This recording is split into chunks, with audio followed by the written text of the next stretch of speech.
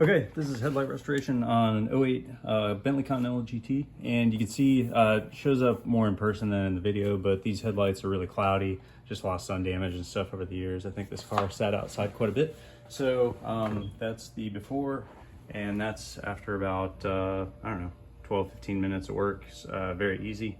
And what I'm using is a little kit that I got for the drill from Lowe's, and it comes with a variety of grits. I'm using basically just the 1500 disc and the sponge. They Velcro on. It's very simple, and I like it a lot. I'm using the Chemical Guys Headlight Restorer as an abrasive, or the medium, and it's working pretty well. So about 10-12 minutes, and very nice improvement. I'm very happy with it and would say that it works very well.